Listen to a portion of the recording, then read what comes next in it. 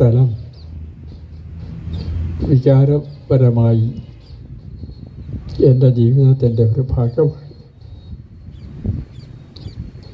പ്രത്യേകിച്ച് സന്ധ്യാസമയത്ത് ഞങ്ങൾ 3-4 സുഹൃത്തുക്കൾ, justice V R Krishna Iyer, doctor CK Ramachandran, justice KA Nair, അദ്ദേഹം ഇന്നില്ല, ജസ്റ്റിസ് വി ആർ കൃഷ്ണയ്യരുമില്ല, ജസ്റ്റിസ് KA നായരുടെ മകൻ ഇന്ന് ജസ്റ്റിസ് ശിവശങ്കർ എന്ന ജസ്റ്റിസ് തന്നെയാണ്. ഞങ്ങളെല്ലാ ദിവസവും ഒരു പ്രത്യേക സമയത്ത് സന്ധ്യാവേളയിൽ ഇവിടെ വന്ന് കൂടുമായിരുന്നു. പലപ്പോഴും സന്ധ്യ എന്നത് നിങ്ങൾക്കെങ്ങനെയെന്ന് എനിക്കറിയില്ല. എന്നെ സംബന്ധിച്ചിടത്തോളം ഒരു ഹൃദയോന്നതിയുടെ മുഹൂർത്തമാണ്. എൻ്റെ പിടിയിൽ നിന്ന് വിട്ട് മനസ്സ് മറ്റൊരു സ്ഥലത്തേക്ക് പോകും. ചിലപ്പോൾ സന്തുഷ്ടമാകാം, ചിലപ്പോൾ ശാന്തമാകാം, ചിലപ്പോൾ ശോകമാകാം. സന്ധ്യയ്ക്ക് അങ്ങനെ വലിയൊരു പ്രത്യേകതയുണ്ട്. ചിന്താവിഷ്ടയായ സീതയിൽ സന്ധ്യയെ പറ്റിയൊരു ശ്ലോകമുണ്ട്. 2 സന്ധ്യകളെക്കുറിച്ച്, സ്വയം അന്തിയിലും വെളുപ്പിനും ഉഷസന്ധ്യയെ പറ്റിയാണ്. നിയതം ചിത്രവിരിപ്പു നെയ്തുടൻ വിയതാലയവാതിൽ മൂടുമൻ പ്രിയസന്ധ്യയെ ഭവതിക്ക് വന്ദനം. വിയതാലയം എന്ന് പറഞ്ഞാൽ അതീത ലോകങ്ങളുടെ വാതായനങ്ങൾ വർണ്ണശബളമായ തുണികൾ കൊണ്ട് മൂടുന്ന പ്രിയസന്ധ്യയെ ഭവതിക്ക് ഞാൻ നന്ദനം പറയും. മറ്റൊരു തരത്തിൽ പറഞ്ഞാൽ നമ്മെ ലോകത്തിൻ്റെ അതിർത്തികളിൽ നിന്ന് വിമുക്തരാക്കി മറ്റൊരു ലോകത്തിലേക്ക് നയിക്കുന്നു എന്നത് സായം സന്ധ്യയുടെ പ്രത്യേകതയാണ്. ഉഷസന്ധ്യയും അത് തന്നെയാണ്. പക്ഷേ ഉഷസ് നമ്മൾ അധികം പേരും ഇതുപോലെ ആസ്വദിക്കാറില്ല. ആശാൻ്റെ ഒരു കവിതയിൽ നളിനി ഉഷസന്ധ്യ പോലെ എന്നൊരു ഉപമയുണ്ട്. ഉഷസന്ധ്യ പോലെ ഒരു പാവനാങ്കിയാൾ. ഉഷസന്ധ്യയ്ക്ക് വിശുദ്ധിയാണ്. ശ്രീനാരായണ ഗുരു ഒരിക്കൽ പറഞ്ഞത് ഉഷസന്ധ്യ കാണാതെ പോകരുത് എന്നാണ്. കാരണം അതിന് പ്രത്യേകമായ പാവനത്വവും പ്രത്യേകമായ വിശുദ്ധീകരണ ശക്തിയുമുണ്ട്. അത് ആസ്വദിക്കണം എന്ന് പറഞ്ഞിരുന്നു. അത് ആസ്വദിച്ചാലാണ് കുമാരനാശാൻ. കുമാരനാശാന് ശ്രീനാരായണ ഗുരു ദൈവമായിരുന്നു. ശ്രീനാരായണ ഗുരുനായകൻ എൻ്റെ ദൈവമല്ലോ എന്ന് പല കവിതകളിലും അദ്ദേഹം ആവർത്തിക്കുന്നുണ്ട്. കാരണം ഗുരു അല്ലായിരുന്നുവെങ്കിൽ അദ്ദേഹം മറ്റൊരാളാകുമായിരുന്നു. മറ്റൊരാൾ എന്ന് പറഞ്ഞാൽ സന്യാസി എന്ന് അർത്ഥമാക്കിയാൽ മതി. ശിവഗിരിയിലെ ഒരു സന്യാസിയായിട്ട് മാറുക അദ്ദേഹം ആഗ്രഹിച്ചതായിരുന്നു. ഇവിടെ നിന്ന് ഇതിൻ്റെ എല്ലാ യമനിയമാദികളും ആചരിച്ച് അനുഷ്ഠാനങ്ങൾ മുറതെറ്റാതെ അനുസരിച്ച് ഒരു ദിവസം ഗുരു അനുഗ്രഹം പോലെ കഷായം തരും, ഒരു പേര് നൽകും എന്നാണ് പ്രതീക്ഷിച്ചിരുന്നത്. അങ്ങനെ ഇരുന്ന ആശാനെ ഗുരുവാണ് ഒരു ദിവസം ഉപരിപഠനത്തിന് കൊണ്ടുപോകുന്നത്. അത് ബാംഗ്ലൂർ, മദ്രാസ്, കൽക്കട്ടയിൽ വെച്ചാണ് അദ്ദേഹം നവോത്ഥാനത്തിൻ്റെ ബംഗാൾ റെനൈസാൻസ് നമ്മൾ പറയുന്ന ആ വാക്കിന് നമ്മൾ പറയുന്നതിൻ്റെ പരിമിതമായ അർത്ഥമല്ല, ധാരാളം അർത്ഥമുള്ളൊരു പദമാണത്. അതിൻ്റെ ചില അംശങ്ങൾ കണ്ടത് മടങ്ങി വരുന്നത് എന്താണ് കവിത എവിടെയെല്ലാം മനുഷ്യരെത്തിക്കും എന്നൊക്കെ അറിയുന്നത് അവിടെ. അതിന് സ്തോത്രകൃതികളാണ്. സുബ്രഹ്മണ്യ ശതകം, ദേവീ സ്തോത്രം, ശിവശതകം, ഇതൊക്കെയാണ് എഴുതിക്കൊണ്ടിരുന്നത്. അതിനൊക്കെ വിട്ടിട്ട് മാറുന്നതാണ്.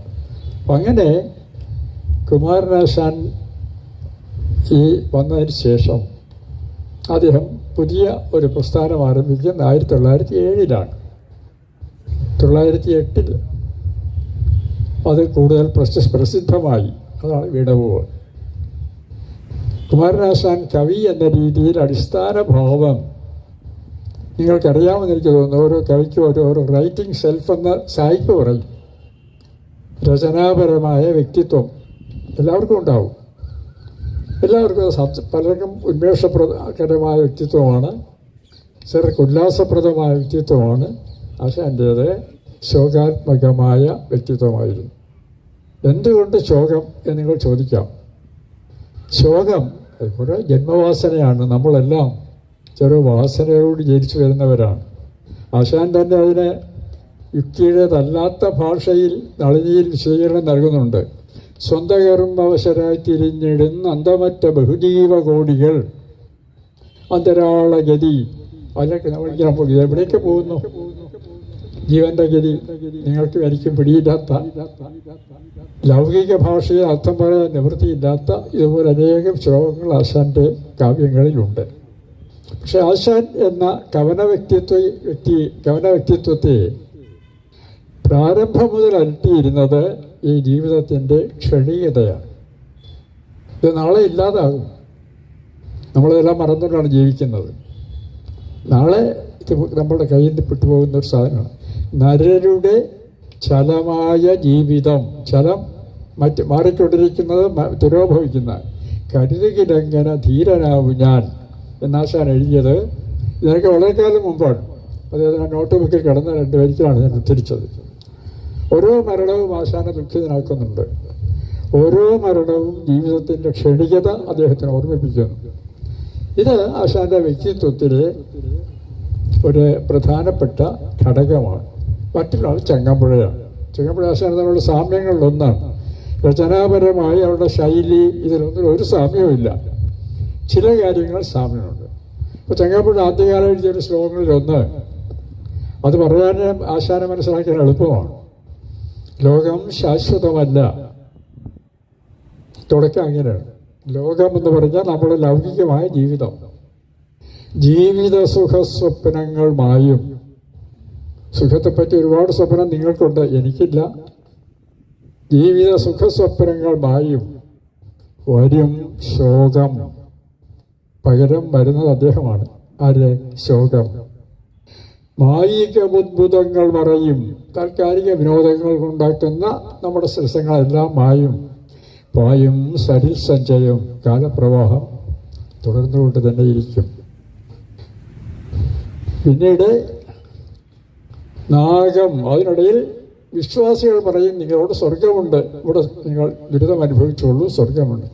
നാഗം കാൽപ്പനികോജ്വലാംഗിതരസൽ കാനൽ ജലം. നാഗം കാനൽ ജലമാണ്. ഇല്ലാത്തത് ഉണ്ടെന്ന് തോന്നിക്കുന്നു മാത്രം. അത് കാൽപ്പനികമായ ഉജ്ജ്വലമായ വർണ്ണങ്ങൾ കലർന്ന കാനൽ ജലമാണ്. പിന്നെയൻ ഏകം സത്യം അനശ്വരം. തിരിച്ചെടുക്കണം. ഏകവും അനശ്വരവുമായ സത്യം എന്താണ്? മൃതി. അതേ മൃത്യുവും ജയിക്കുന്നു നീ. മരണമേ നീയാണ് ജയിക്കുന്നത്. ആശാൻ ഇതിനോട് അടുത്ത ശ്ലോകങ്ങൾ പലതും എഴുതിയിട്ടുണ്ട്. ഇപ്പം പ്രചോദനത്തിൽ തന്നെ ജീവിതത്തിൻ്റെ ദുഃഖത്തെപ്പറ്റി കൊണ്ടുവരുന്ന ഒരു ഭാഗത്തിൽ ആരാരെന്ത് നിവൃത്തി. ജീവിതരസം കാക്ഷിച്ച്, ജീവിതത്തിൻ്റെ ആസ്വദിക്കാനുള്ള രസം നുകരണമെന്ന് ആഗ്രഹിച്ച്, മേന്മേലോഹോ തീരാത്തോരതിതൃഷ്ണയാൽ, വല്ലാത്ത കൊതിയാണ് ജീവിതം ആസ്വദിക്കാൻ. രസന നാക്കാണ്. രസന നീട്ടാൻ കഷ്ടം ഈ ദേഹികൾ. ജീവിതം ആസ്വദിക്കാൻ നമ്മളെല്ലാം പോവുകയാണ്. അതിനാണ് നമ്മൾ കള്ളുപിടിക്കുന്നത്.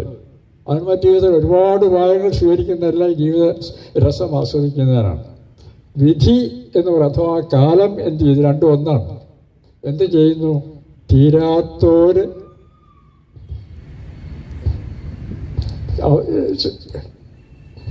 ചോരാതുള്ളൊരു കണ്ണുനീരിൽ, കണ്ണുനീര് നിങ്ങൾക്കതിൽ മറക്കാൻ സാധിക്കാത്ത ചോരാ അവരെ ചുട്ടിട്ട് ഈ ജീവിത തൃഷ്ണ രസിക്കാൻ വരുന്ന ആളുകളെ അവരെ കണ്ണുനീരിൽ ചുട്ടിട്ട് തല്ലാൻ ആരാണ്?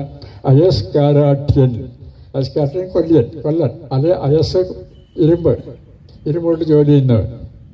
പടു സമർത്ഥൻ. പശ്യതോഹരൻ.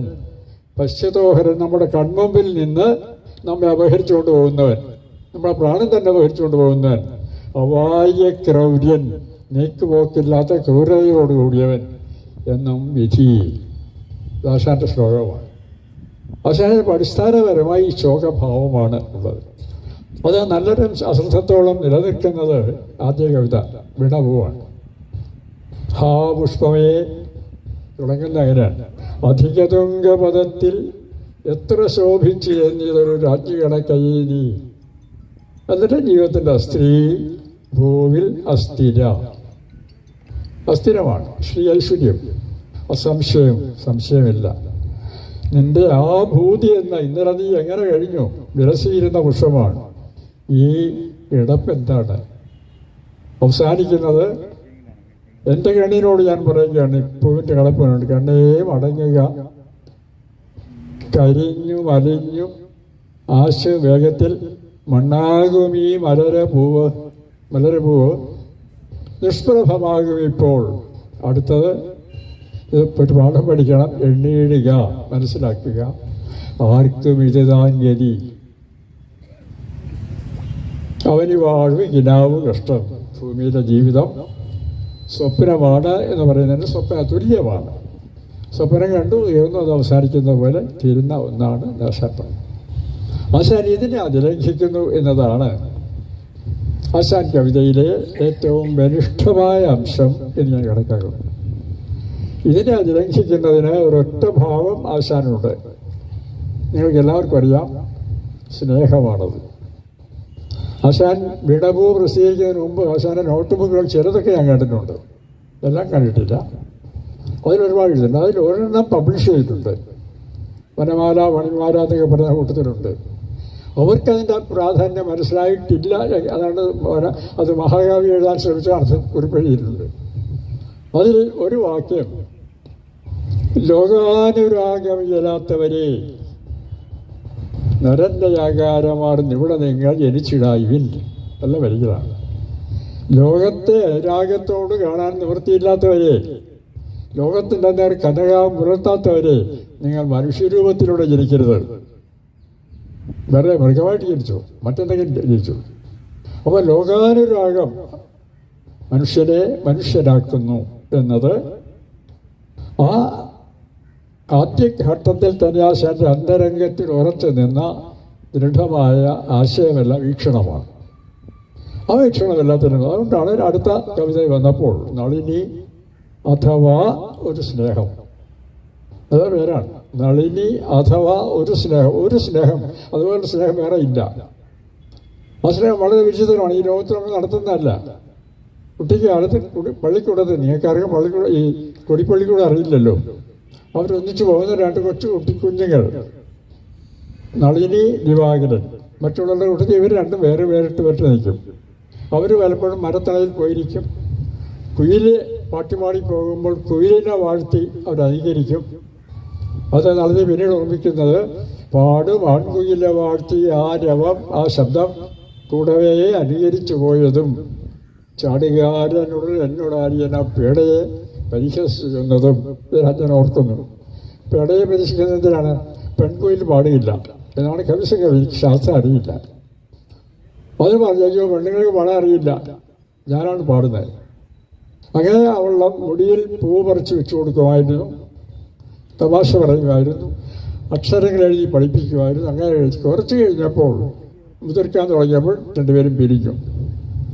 പക്ഷെ ഇവളിൽ അത് അനുരാഗമായി ദിവാകരൻ സന്യസിക്കാനാണ് പോയത്. അത് കുറേ കഴിഞ്ഞപ്പോഴാണ് സന്യസിക്കാൻ പോയി എന്നറിയുന്നത്. ഇപ്പോൾ എന്ത് ചെയ്തു? കല്യാണം കഴിച്ചില്ല. അച്ഛനമ്മമാർ കല്യാണം നിശ്ചയിക്കുന്നു എന്നറിഞ്ഞ ഒരു ദിവസം രാത്രി അവൾ വീട്ടിൽ നിന്ന് ഇറങ്ങിപ്പോയി. ഇറങ്ങിപ്പോയത് ഈ ദുഃഖം സഹിക്കാൻ നിവൃത്തിയില്ലാഞ്ഞിട്ടാണ്. അനുരാഗം ജീവിതത്തേക്കാൾ വലുതാണ്.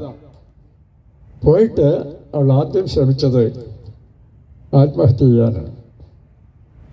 ആത്മഹത്യ ചെയ്യാൻ അവിടെയൊക്കെ ചില അലൗകികമായ സൂചനകൾ വരുന്നുണ്ട്.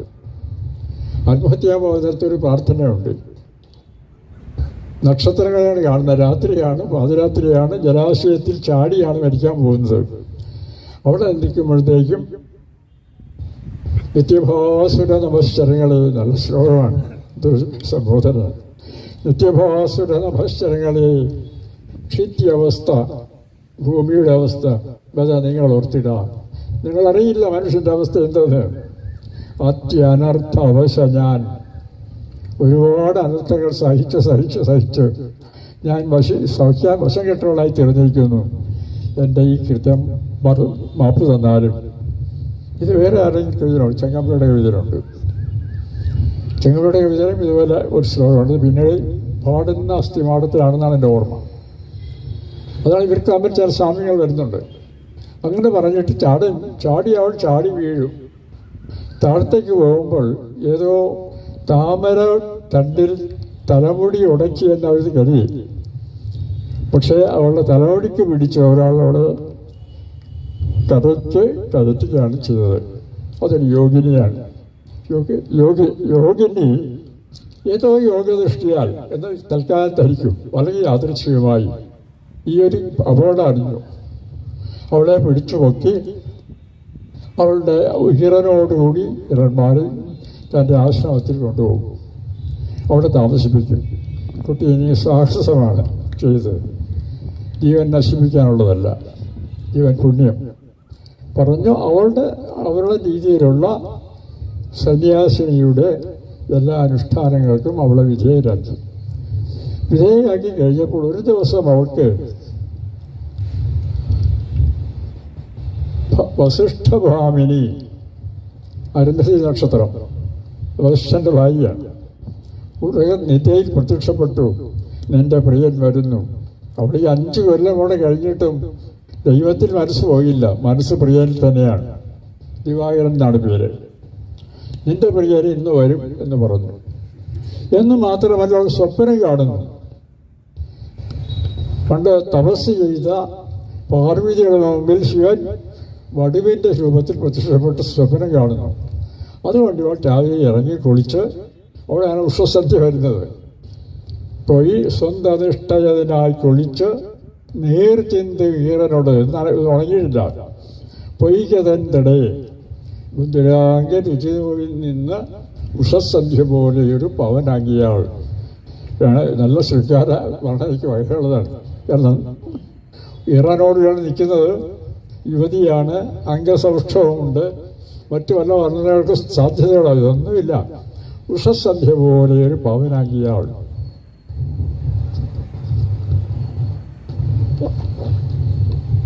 കവിത തുടങ്ങുന്നത് തെളിയിലല്ല കേട്ടോ. തുടങ്ങുന്നത് ഒരു ആ ദിവാകരനിലാണ്. അത് നല്ല ഹൈമവത ഭൂവിൽ അറിയാം അല്ലേ? പേര് വരികയുണ്ട്. നമ്മുടെ വീരേന്ദ്രകുമാറിൻ്റെ പുസ്തകത്തിൻ്റെ പേരതാണ്. നല്ല ഹൈമവത ഭൂവിൽ ഏറെയായി കൊല്ലം, വളക്കാലത്തിന് മുമ്പ് അങ്ങ് ഒരു വിഭാതവേളയിൽ ഉല്ലസിച്ചു യോഗി ഏകൻ ഉൽഫുല്ലപാല രവി പോലെ കാന്തിമാൻ. ഉദിച്ചു വരുന്ന സൂര്യനെ പോലെ കാന്തിമാനായി. ഇത് എഴുതിയതിനെ പറ്റി ഇതിൻ്റെ വ്യാഖ്യാനം എഴുതിയിരിക്കുന്നത്, ഒരു ഭാഗത്തിന് എഴുതിയിരിക്കുന്നത് സഹോദരൻ അയ്യപ്പനാണ്. ഇത് ശ്രീനാരായണ ഗുരുവിനെ കണ്ട ഓർമ്മയിൽ എഴുതിയതാണ്. ശ്രീനാരായണ ഗുരു ഞാൻ കണ്ടിട്ടില്ല, കാണാൻ അവസരം ഉണ്ടായിട്ടില്ല. ഞാൻ സഹോദരനെ അദ്ദേഹം ഭൗതികവാദിയാണ്, ചോദിച്ചു. ഞാൻ അദ്ദേഹത്തെ മാർഷ് എന്നാണ് വിളിക്കുന്ന സഹോദരനെ. മാർഷ് കണ്ടിട്ടുണ്ടോ? അദ്ദേഹവും ഭാര്യയും ഉണ്ടായിരുന്നു, കണ്ടിട്ടുണ്ട്. ഒരുപാട് സംസാരിക്കും. അപ്പോൾ ഈ ജീവചരിത്രപരമായ വസ്തുക്കളെ കുറേ ചോദിച്ചെടുക്കാൻ പാടില്ലായിരുന്നു. അങ്ങനെ ചോദിക്കാൻ താന്നില്ല. വളരെ ഒബ്സസീവാണ് പേഴ്സണാലിറ്റി. നമുക്ക് അടുത്ത് എന്തും സ്വാതന്ത്ര്യമായിട്ട് ചോദിക്കാൻ പറ്റിയില്ല. അങ്ങനെ എല്ലാ സ്വാതന്ത്ര്യവും തരും അദ്ദേഹം. പക്ഷെ അതേസമയം തന്നെ എവിടെയോ നമ്മിൽ നിന്നെല്ലാം അതീതമായി എവിടെയോ ഒറ്റയ്ക്കും തോന്നുകയും ചെയ്യും. പക്ഷേ അദ്ദേഹം 24 മണിക്കൂറും ജനങ്ങൾക്കിടയിലാണ്. ഇതുപോലെ സന്യാസി ഭൂമിയിലില്ല കേട്ടോ. സ്വകാര്യ ജീവിതമില്ലാത്ത അദ്ദേഹത്തെ പറ്റി ഒരു ഫ്രഞ്ച് ചിന്തകൻ എഴുതിയിരിക്കുന്നത് റൊമാൻ റോളൻഡ് ജ്ഞാനി ഓഫ് ആക്ഷൻ എന്നാണ്. ജ്ഞാനി എന്ന് പറഞ്ഞാൽ ഈശ്വരജ്ഞാനം സിദ്ധിച്ചവനാണ് അർത്ഥം. വിജ്ഞാനമാണ് നമ്മുടെ കെമിസ്ട്രിയും ഫിസിക്സും ചരിത്രവും. മറ്റത് ദൈവജ്ഞാനം ലഭിച്ച, അതേസമയം കർമ്മനിരതനുമാണ്. കർമ്മനിരതനായ യോഗി എന്നർത്ഥം. അപ്പോൾ എപ്പോഴും കർമ്മനിരതനാണ്. അവിടെ എഴുതുന്ന ജന്തു ബലി അവിടെ പോകുന്നു. അതിനെതിരെ ഇത് പാപമാണ്, നിങ്ങൾ ചെയ്യരുത്. വേറെ സ്ഥലത്ത് ശിശു വിവാഹം 4-5 കുട്ടികളോട് കെട്ടുകയറ്റിയാണ് ചെല്ലുന്നു, ഇവിടെ പാടില്ല. അങ്ങനെ ജനങ്ങൾക്കിടയിൽ കർമ്മനിരതനായി കഴിയുന്നു. അദ്ദേഹത്തിൻ്റെ ഏകാന്ത ജീവിതം കാണുന്നത് ധ്യാനനിഷ്ഠനാകുമ്പോൾ കഥക് പതുക്കെ അടച്ചിട്ട് അത് കഴിഞ്ഞ് ഇറങ്ങി വരുമ്പോൾ അപ്പോൾ ഈ സഹോദരൻ്റെ വാക്കുകൾ, മുഖത്ത് നോക്കാൻ പറ്റിയില്ല സാനു, അത്ര തേജസ്സുണ്ട് ആ മുഖത്ത്, ഉദിച്ചു വരുന്ന സൂര്യനെ പോലെ. ഞാൻ ആശാനോട് ചോദിച്ചു, ആശാൻ അതോർത്താണ്. ആശാൻ പറഞ്ഞ് അതിനകത്ത് കണ്ടുകൊണ്ട് തന്നെ എഴുതിയത്. എല്ലാവർക്കും ഒരു മോഡലുണ്ടല്ലോ, ആ ഇമേജ് വെച്ചുകൊണ്ടാണ് ഞാൻ എഴുതിയത്. ആശാൻ അതൊരു മോഡലായിരുന്നു അക്കാലത്തും. നമ്മുടെ ഒരു റഷ്യൻ സാഹിത്യകാരൻ ഡോസ്റ്റോവ്സ്കിക്ക് ജീവിതത്തിലെ ഏറ്റവും വലിയ ആഗ്രഹം യേശുവിനെ മാതൃകയിൽ ഒരു ക്യാരക്ടർ ഉണ്ടാക്കണമെന്ന് സാധിച്ചില്ല. അതിനാണ് അല്യോഷ എന്ന് പറയുന്ന ഒരു കഥാപാത്രത്തെ കൊണ്ടുവരുന്നത്. അപ്പോൾ ആ അർത്ഥത്തിൽ അദ്ദേഹം ഇത് വന്നു, ഉല്ലസിച്ച് യോജന. അയാൾ അവിടെ നിന്ന് താഴെ ഇറങ്ങി വരുമ്പോഴാണ് ഈ നളിനിയുടെ ഒരു പാട്ട് കേൾക്കുന്നത്. പാട്ടെന്താണെന്ന് അറിയാമോ? സ്വാമിയാം രവിയെ നോക്കി നിൽക്കുമെൻ താമരേ. നല്ല കവിതയാണ് അല്ലേ? സ്വാമിയാം രവി, അത് ദൈവമാണ്. അങ്ങനെ നോക്കിയാൽ താമരേ തരളവായു ഏറ്റു നീ. നോക്കി നിൽക്കുമ്പോൾ കാമകനെ ഓർത്തു. രവി ദൈവമാണ്. ആമയം തടവില്ലായ്ക, ദുഃഖിക്കേണ്ട കാര്യമില്ല. സൂര്യൻ എപ്പോഴും തൽക്കരസ്തോമമുണ്ട് തിരിയുന്ന ദിക്കിലും എന്ന് പറഞ്ഞ് ആശ്വസിപ്പിക്കുകയാണ് ചെയ്യുന്നത്. അപ്പോഴാണ് അദ്ദേഹം ഇറങ്ങി വരുന്നത്. അദ്ദേഹം അവിടെ നിന്ന് നോക്കുമ്പോൾ കാണുന്ന ഒരു കാടിൻ്റെ ചിത്രമുണ്ട്. സന്യാസിയുടെ നിസ്സംഗമായ ഔന്നത്യത്തിൽ എല്ലാ ഇന്ദ്രിയങ്ങളെയും ജയിച്ചയാളാണ്. പാരിലില്ല ഭയമെന്നും ഏറെയുണ്ടാരിലും കരുണയെന്നും ഏതിനും പോന്നുമെന്നും അരുളി പ്രസന്നമായി ധീരമായ മുഖകാന്തിയാലവൻ. അതാണ് ദിവാകരൻ. നോക്കുമ്പോൾ കാട് കാണും. എവിടെ? മുകളിൽ അതിഥ്യ പീഠഭൂമി. കാട് കാണുന്നത് ഞാൻ ശബ്ദ ഭംഗി കാണിക്കാൻ വേണ്ടി എഴുതുന്നതാണ്. ഭൂരിജന്തുഗവനങ്ങൾ പൂത്തഴും ഭൂരുഹങ്ങൾ നിറയുന്ന കാടുകൾ. ശബ്ദം ശ്രദ്ധിക്കണം. ഭൂരിജന്തുഗമനങ്ങൾ പൂത്തഴും ഭൂരുഹങ്ങൾ നിറയുന്ന കാടുകൾ. ദൂരദർശന കൃശങ്ങൾ കാണുന്നതേ ചാരു ചിത്രപടഭംഗി പോലവൻ. ഇതൊക്കെ മായയാണ്. മായ ജയിച്ച യോഗിയുടെ ദൃഷ്ടി കാണുന്ന ഇതേ കാട് തന്നെ ലീലയിൽ വരുന്നുണ്ട്. ആശാനെ പറ്റി ഈ അവസ്ഥ പ്രൗഢ്യം എന്ന് പറയുന്നത് അതല്ല, ശബ്ദഭംഗിയുണ്ട് ആണ്. നളിനിക്കാണ് ലീല അനുരാഗമാണ്. ലീലാമധുരന്മാർ ലൈലാവഞ്ചരും അവരുടെ സമാഗമ വേളയിൽ കാട് വരുന്നുണ്ട്. അളിപടലികൾ മൂളി, വണ്ടികളുടെ ശബ്ദം കേൾക്കാം. രന്ധ്രമേലും മുളകൾ മരുത്തിലുലഞ്ഞു വെല്ലയൂതി തളിരുകൾ മൃദുതാളേകി ഏവം കളകളവായ അതിമോഹനം വനത്തിൽ. അവിടെ ശബ്ദം കണ്ടു. അത് ചങ്ങമ്പുഴ പിന്നെ എടുക്കുന്നുണ്ട്. കളകള വിളകി കാടുകളിൽ മനസ്സിനി. അപ്പോൾ ഈ ശബ്ദവിന്യാസത്തിലൊക്കെ അദ്ദേഹം പ്രത്യേകം ശ്രദ്ധിച്ച ഒരു കവിയാണ്. അങ്ങനെ ആണ് ഈ ദിവാകരൻ വന്നു, നളിനിയെ കാണുന്നു. നളിനി പറയും, ഞാൻ അങ്ങയെ കണ്ടൊരു കാര്യം പറയാൻ ആഗ്രഹിക്കുന്നു. അത് കേൾക്കുമോ? മനസ്സിലായില്ല ആളാരെന്ന്. പറയുന്നത് പാരമുള്ളിൽ അഴലായി, അഴൽ ദുഃഖം, പാരം അതിലില്ലാത്ത ദുഃഖമാണ് മനസ്സിൽ. ജീവിതം ഭാരമായി. അവിടെ ജീവിക്കുക എന്ന് പറയുന്ന ഭാരമാണ്. പറയാതൊഴിക്കുകിൽ തീരുകില്ല. ആരോടെങ്കിലും പറഞ്ഞാൽ അല്പം ആശ്വാസം കിട്ടും. ധരയിൽ ഈ ലോകത്തിൽ ഭവാനൊഴിഞ്ഞാരുമില്ല. അത് ഇവൾക്ക് കേൾക്കാൻ മാത്രമേ ഉള്ളൂ. അതുകൊണ്ടാണ് ഞാൻ കാണാൻ വരുന്നത്. അത് ഒരു കവിയുടെ ആത്മാവിഷ്കരണാസക്തി കൂടി ഉണ്ട് കേട്ടോ. ഏത് കവിയും എഴുതുന്നത് എഴുതാതിരിക്കാൻ സാധ്യമല്ലാത്തത് കൊണ്ടാണ്. അല്ലാത്തവൻ കവിയല്ല. ഇരുന്ന് ഭാഷയൊക്കെ എഴുതി കൊണ്ട് 5000 രൂപ വാങ്ങിച്ച് പോക്കറ്റിലിടാം എന്നെഴുതുന്ന ആ കവിയല്ല. അതാണ് ആനന്ദവർദ്ധ 2-3 കവികളേ ഉള്ളൂ. കവികൾ വളരെ കുറച്ചാണ്. കവിത എഴുതുന്നവർ ധാരാളം, അത്രയേ ഉള്ളൂ. അപ്പം അങ്ങനെ പറഞ്ഞു കഴിഞ്ഞിട്ടാണ് ഒന്നത്. പക്ഷേ ഇത് പറയാൻ പ്രയാസമുണ്ട്. അതും ആവിഷ്കരണ ഭംഗി, ആവിഷ്കരണത്തിലുള്ള ബുദ്ധിമുട്ടാണ്. ഇത് പറയാൻ വാക്ക് കിട്ടണ്ടേ.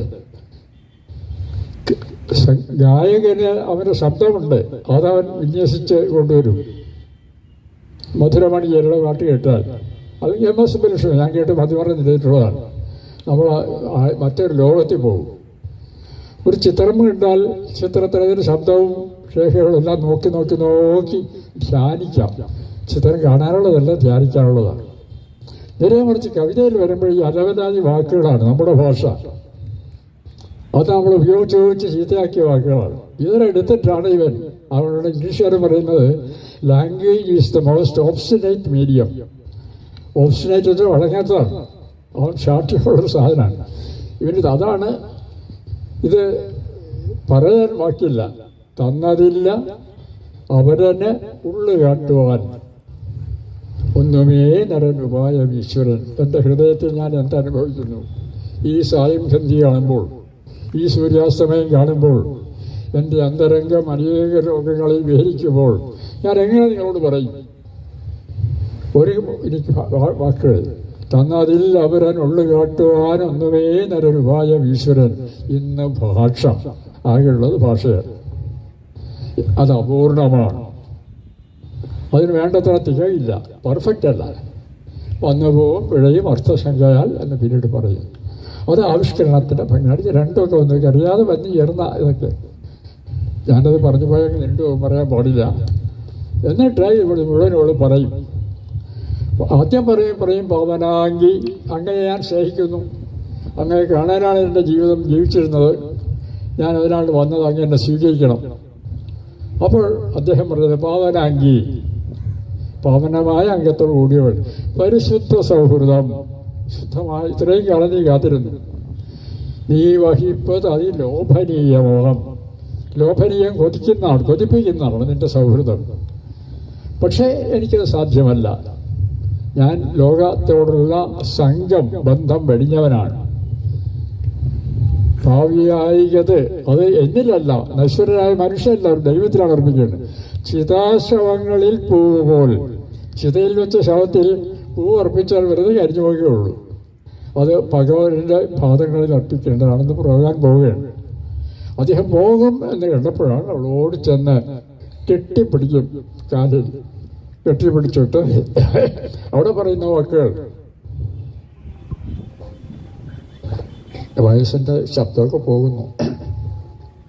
എൻ്റെ ഏകധനമങ്ങ്, ജീവനങ്ങ്, എൻ്റെ ഭോഗാനുഭവം, ജീവിതാനുഭവം, എൻ്റെ മോക്ഷവും അങ്ങ് തന്നെയാണ്.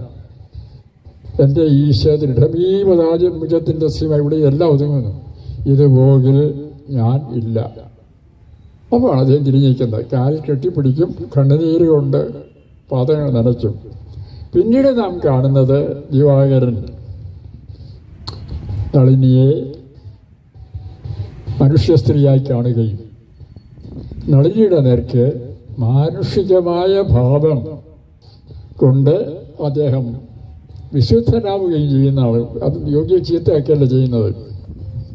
അവള് അതും അവൾക്ക് ദിവ്യമന്ത്രം ഉപദേശിച്ചു കൊടുക്കും. അത് മഹാമന്ത്രം എന്നാണ് പറയുന്നത്. സൂത്രം തത്വവശി പോലുള്ള.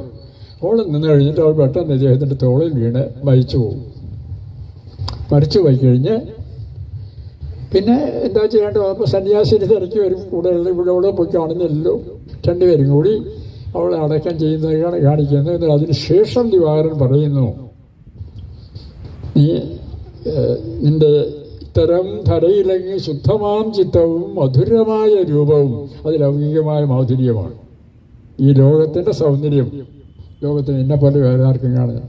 ആ ഇറക്കമാണ് ദിവാകരൻ്റെ ഉത്കർഷത്തിന് ഹേതുവായി. ദിവാകരൻ പിന്നെ പോണത് ലോകത്തിന് സേവനം ചെയ്യാൻ വേണ്ടിയാണ്. അപ്പോൾ ദിവാകരൻ്റെ അവസ്ഥയിലേക്ക് നളിനിയെ ഉയർത്തുകയല്ല, ലോകത്തിൻ്റെ അവസ്ഥയിലേക്ക് ദിവാകരനെ താഴ്ത്തുകയാണ് കവി അവിടെ ചെയ്യുന്നത്. ഞാൻ പറഞ്ഞുകൊണ്ടിരുന്നത് അതാണ്. അതുകൊണ്ടാണ് കവിയുടെ മുദ്രാവാക്യം ഞാൻ ആവർത്തിക്കുന്നു. ലോകാനുരാഗം ഏതാത്തവരെ നരൻ്റെ ആകാരമാർന്ന് ഇവിടെ നിങ്ങൾ പിറന്നിടായി. ഇത് വെച്ചുകൊണ്ടാണ് ആശാനെ മുണ്ടശ്ശേരി പറഞ്ഞാൽ വിപ്ലവത്തിൻ്റെ ശുക്രാംശം. വിപ്ലവം വേറെ അർത്ഥത്തിലാണ്. ഒരു പുസ്തകവാദ്യം ഇറങ്ങിയതിൻ്റെ ഒന്നിൻ്റെ പേര് സ്നേഹഗായകൻ എന്നാണ്. KG അലക്സാണ്ടർ, PK ബാലകൃഷ്ണൻ്റെ ഏക ഗുരുനാഥൻ. അങ്ങനെ ഇറങ്ങിയത് സ്നേഹഗായകൻ എന്നും സ്നേഹത്തെ മാത്രം പ്രകീർത്തിച്ചുകൊണ്ട് അത് പല രൂപങ്ങളിൽ പല നായികമാരിലൂടെ ആവിഷ്കരിക്കുകയാണ്. പ്രധാനപ്പെട്ടത് മൂന്നെണ്ണം, അത് പറഞ്ഞാൽ നിർത്താം.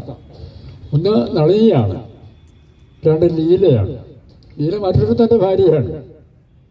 പക്ഷെ അവൾക്ക് ഭർത്താവിനെ സ്നേഹിക്കാൻ പറ്റുന്നില്ല. അവൾ സ്നേഹിക്കുന്നവളുടെ പൂർവ്വകാമകനെ തന്നെയാണ്. മറ്റൊരു ഭർത്താവിനെ അവൾക്ക് ഒന്നുതാകണമെന്നുണ്ട്, ആരാരും വയ്ക്കാതിരിക്കും എനിക്കറിയില്ല. പക്ഷെ അവൾ മരിച്ചു, അവൾ ഇറങ്ങി വീട്ടിൽ നിന്ന് പോരുകയാണ് ചെയ്യുന്നത്. അവൾ അവനെ തിരക്കി പോയി കാട്ടിൽ വെച്ച സമാഗമത്തിൽ അവൻ മരിക്കും, ഇവളും മരിക്കും. മൂന്നാമത്തെ പുസ്തകം കാവ്യം ഞാൻ നളിനി ലീല കരുണ. അതൊരു അസാധാരണ കാവ്യമാണ് കരുണ. അതിനകത്തെ കാമുകി വേശ്യയാണ്, വാസവദത്ത. അവളറിയാതെ ആരും മധുരാപുരിയിലില്ല എന്നാണ്. മധുരാപുരി എല്ലാവരും അറിയപ്പെടുന്ന വേശ്യ, പുരുഷ മാനസങ്ങളുടെ അമാനമാടുന്ന വേശ്യ. അത്രമാത്രം ഹൃദയാവർജകമായ സൗന്ദര്യത്താലും നൃത്തദാസ്യ നൈപുണിയാലും ലോകത്തെ കീഴടക്കിയ വേശ്യ. അവൾക്ക് ഒരാളിനോടുണ്ടാകുന്നു തോന്നുന്നു, അത് കുടുംബത്തിനോട് തല മുട്ടയടിച്ച് വിഷാപാത്രം എടുത്ത് അടയ്ക്കുന്നിടത്ത് അവരെ വിളിച്ചിട്ടും വഴിയില്ല.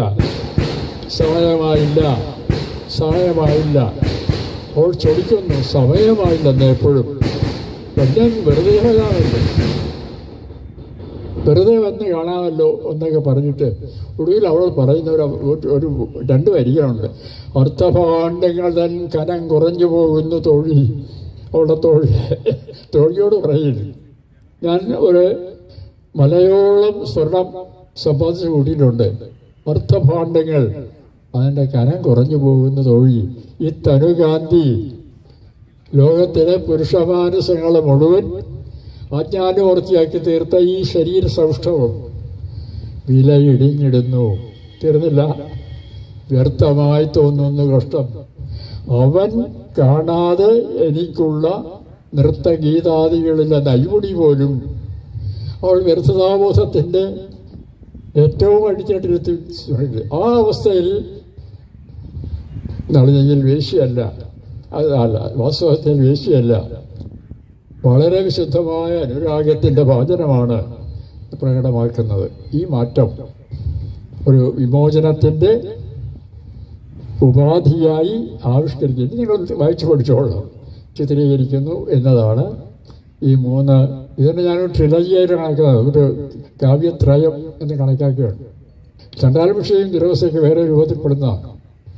സീത വേറെയാണെന്ന് എനിക്കറിയാം. ഈ മൂന്നും ചെന്ന് നോക്കിയാൽ, സമയമെടുത്താൽ കവിത പഠിക്കണമെങ്കിൽ വളരെ സമയമെടുക്കും കേട്ടോ. ഈ കളിയല്ല, വായിക്കുന്നത് തന്നെയും അതിൻ്റെ വ്യയം. പക്ഷെ രസമാണ്, നമ്മുടെ ഹൃദയോന്നതി സൃഷ്ടിക്കുന്ന ഒരു സാധനമാണ്. അത് വൈകി ഇത്രയും മാത്രം ഞാൻ പറയുന്നു. ആശാൻ കവിത ആവർത്തിച്ച് വായിക്കേണ്ടതും ആസ്വദിക്കേണ്ടതും ആസ്വാദനത്തിൻ്റെ പരിണതഫലമായി പഠിക്കേണ്ടതും അതിൻ്റെ ഫലമായി ആന്തരിക സംസ്കാരം നേടേണ്ടതുമായ ഒരു ലോകമാണ്. ഞങ്ങളൊക്കെ അതിൻ്റെ സാധനങ്ങളാണ്. ഞങ്ങളുടെ ഒരു തലമുറ തന്നെ ഉണ്ടായിരുന്നു ആ സംസ്കാരത്തിൻ്റെ സൃഷ്ടാക്കൾ. ഞങ്ങൾക്ക് ആളുകളെ പുലഭ്യം വരേണ്ട കാര്യമല്ല, ഞങ്ങൾ സംസ്കാരത്തിൻ്റെ ഉന്നതിയിലേക്ക് ജനങ്ങളെ ഉയർത്തുക എന്നതായിരുന്നു. രാഷ്ട്രീയത്തിലോട് പോലും പ്രതിയോഗികളോട് പോലും ഞങ്ങൾ കാണിച്ചിരുന്ന സൗഹൃദം. സഹോദരനബിന് അതിൻ്റെ ഉദാഹരണമാണ്.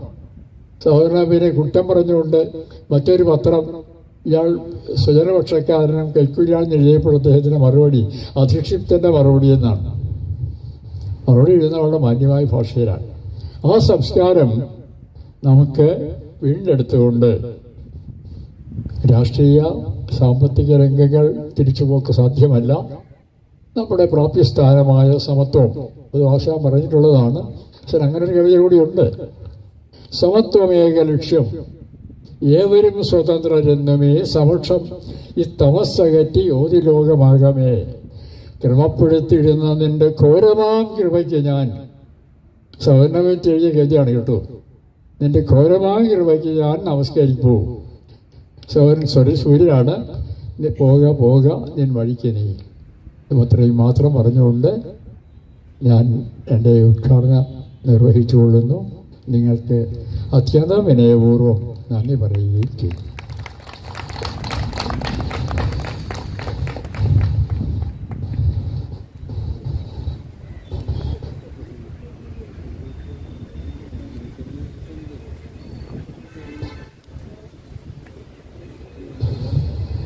അടുത്തത്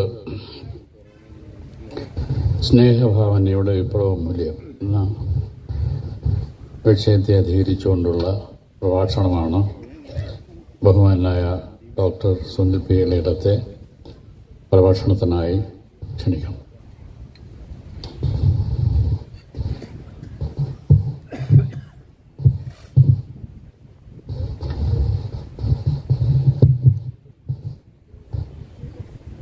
പ്രിയപ്പെട്ടവരെ, എല്ലാവർക്കും നമസ്കാരം.